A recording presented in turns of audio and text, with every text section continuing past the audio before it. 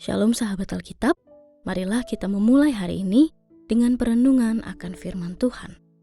Bacaan Alkitab kita pada hari ini diambil dari Ibrani pasalnya yang ke-9, ayat 15 sampai dengan 22.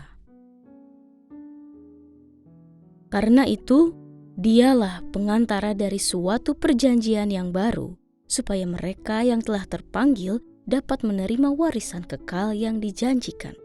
Sebab sudah ada yang mati untuk menebus pelanggaran-pelanggaran yang telah dilakukan selama perjanjian yang pertama. Sebab di mana ada wasiat, di situ harus diberitahukan tentang kematian pembuat wasiat itu. Karena suatu wasiat barulah sah, kalau pembuat wasiat itu telah mati. Sebab wasiat tidak berlaku selama pembuat wasiat masih hidup. Itulah sebabnya perjanjian yang pertama tidak disahkan tanpa darah. Sebab sesudah Musa memberitahukan semua perintah sesuai dengan hukum Taurat kepada seluruh umat, ia mengambil darah anak lembu dan darah kambing jantan serta air dan bulu merah dan hisop, lalu memerciki kitab itu sendiri dan seluruh umat sambil berkata, "Inilah darah perjanjian yang ditetapkan Allah bagi kamu." Juga kemah dan semua alat untuk ibadah dipercikinya seperti itu dengan darah. Menurut hukum Taurat, segala sesuatu disucikan dengan darah, dan tanpa penumpahan darah tidak ada pengampunan.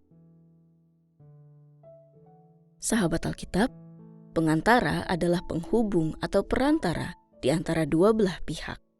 Ia menjembatani antara dua belah pihak yang ada. Dalam dunia diplomasi, biasanya situasi ini terjadi dalam perundingan-perundingan tertentu, terutama pada penyelesaian konflik-konflik tertentu.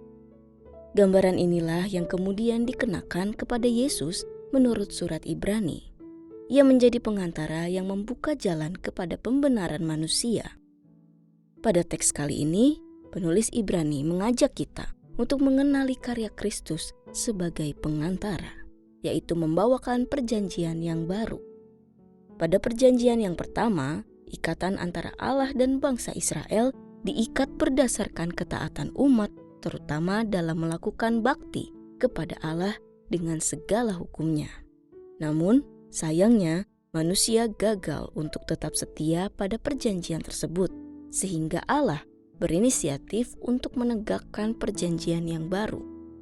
Jika dahulu hukum Taurat mengajarkan bahwa pengampunan dosa diberikan melalui pengorbanan, yakni penumpahan darah, kini hal tersebut disempurnakan dengan penumpahan darah berdasarkan karya salib Kristus yang menuntaskan tuntunan ini. Ibrani pasal yang ke-9 ayat 22 menegaskan bahwa menurut hukum Taurat, segala sesuatu disucikan dengan darah, dan tanpa penumpahan darah tidak ada pengampunan. Maka dari itu, perjanjian yang baru ini jauh lebih berharga dan seharusnya melekat dalam sanubari setiap orang yang percaya kepadanya. Kita tidak lagi mendasarkan penebusan dosa pada darah kurban, melainkan pada pengorbanan sekali untuk selamanya yang secara sadar telah dipilih dan dilakukan oleh Tuhan Yesus Kristus. Dengan pengorbanan Kristus, hati nurani manusia disucikan agar kita dapat menyembah Allah yang hidup. Pengorbanan Tuhan ini juga mempersatukan seluruh orang percaya untuk menuju arak-arakan penyembahan dan bakti kepada Tuhan. Dengan demikian, visi Allah atas dunia ini menjadi mungkin dengan seluruh umat percaya menjadi pelaksana kehendak-Nya. Sahabat Alkitab, marilah kita dengan setia menghayati hidup dengan bersumber pada kasih karunia-Nya. Melaksanakan segala bentuk bakti serta ibadah kepada Tuhan bukan karena kita menginginkan keselamatan, melainkan karena bersyukur atas segala hal yang telah Ia anugerahkan kepada kita. Pengorbanan Kristus begitu mahal demi membenarkan kita dari dosa. Maka dari itu, jangan sia-siakan pengorbanannya dengan hidup semau kita sendiri. Kiranya Tuhan menuntun kita untuk dapat selalu mewujudkan kehendak-Nya. Mari kita berdoa.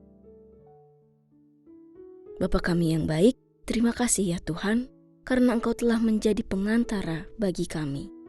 Tolonglah kami, agar kami hidup dalam ketaatan dan syukur atas karya penebusan-Mu. Di dalam nama Tuhan Yesus, kami berdoa. Amin.